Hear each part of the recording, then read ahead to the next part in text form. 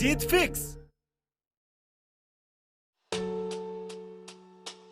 अगर पढ़ते time concentration नहीं कर पा रहे तो ये वीडियो सिर्फ तुम्हारे लिए ही है। सबसे पहले एक छोटी सी कहानी सुनते हैं। महाभारत के अर्जुन युद्ध नहीं करना चाहते थे क्योंकि उनके विपक्ष में उनके घर वाले और रिश्तेदार थे।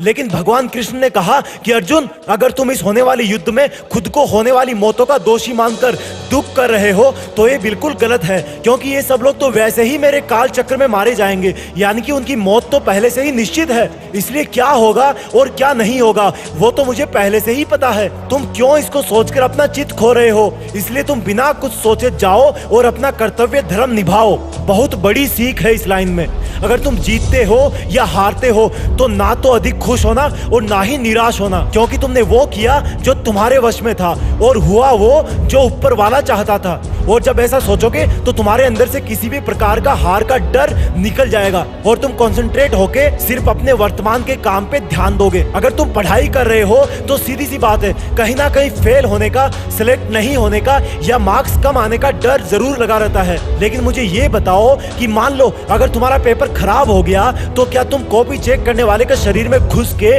उससे जबरदस्ती खुद को मार्क्स दिलवा सकते हो? नहीं ना। इसका मतलब ये है कि अगर एक बार एग्जाम हो गई तो उसके बाद तुम्हारा रिजल्ट पर या आउटपुट पर कोई कंट्रोल नहीं है। अगर तुम्हारा कंट्रोल है तो वो है सिर्फ और सिर्फ पढ़ने लिखने पर। तुम्हारे कितने मार्क्स आएंगे या ना आएंगे वो तुम एग्जामिनर पे छोड़ दो और फोकस करो कि जो कॉपी उसके सामने चेक होने जाएगी उसमें तुम उसको कैसे इंप्रेस कर सकते हो, अपने ज्ञान को उसमें कैसे बेहतर ढंग से एक्सप्रेस कर सकते हो। और उसके लिए तुम्हें अपने रिजल्ट पे फोकस ना करके अपने मन को काबू में करते हुए सिर्फ और सिर्फ तुम्हारे सामने जो किताब पड़ी है उसमें उसी तरह घुल जाना है जैसे कि चाय में चीनी घुलती है। अब मैं तुम्हें यह बताना चाहता हूं कि तुम्हारा मन फोकस क्यों नहीं कर पाता। देखो, इस बात को अगर ध्यान से समझ लिया तो कभी भी पढ़ते टाइम दिमाग इधर उधर नहीं भागेगा। दिमाग इधर उधर इसलिए भागता है क्योंकि उसके पास तुम्हारे चारों तरफ के माहौल से बहुत सारे इनपुट जाते हैं और 5 तरीके हैं जिनसे तुम्हारे दिमाग तक ये पहुंचते हैं। पहला है तुम्हारी आंखें,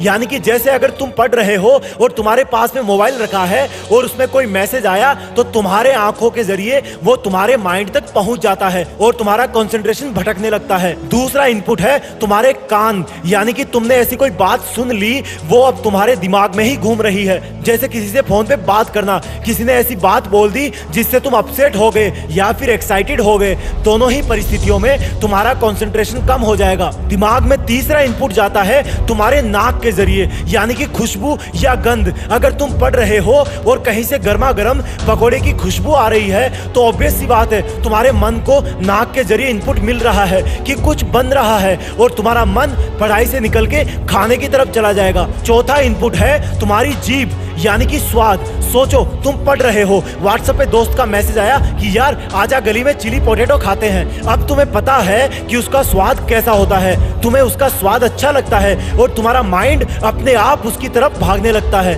पांचवा इनपुट है तुम्हारी त्वचा, यानी कि स्किन। सर्दी लग रही है, गर्मी ज्यादा है या पसीना आ रहा है, इस तरह का इनपुट तुम्हारी स्किन से ही माइंड तक पहुंचता है और इससे भी कंसंट्रेशन भटक जाता है। यानी कि तुम्हारी इंद्रियां ही तुम्हारे दिमाग तक वो मैसेज पहुंचाती है जिससे मन इधर उधर भागने लगता है। अगर तुम्हें पढ़ते वक्त किसी विशेष इंसान की याद सताती है तो उसका इनपुट भी तुम्हारी इंद्रियों के जरिए ही पहुंचता है। इसलिए अगर दिमाग में घुसने वाले इन 5 गेट को काबू में कर लोगे तो तुम्हारा कंसंट्रेशन कभी भी लीक नहीं होगा। एक बार दोबारा सुन लो, तुम्हारी आंखें, कान, नाक, जीभ और स्किन। जिन स्टूडेंट्स को इन बातों का रहस्य समझ में आ गया वो अपने आप में इंप्रूवमेंट खुद ब खुद देखेंगे। जय हिंद, वंदे मातरम।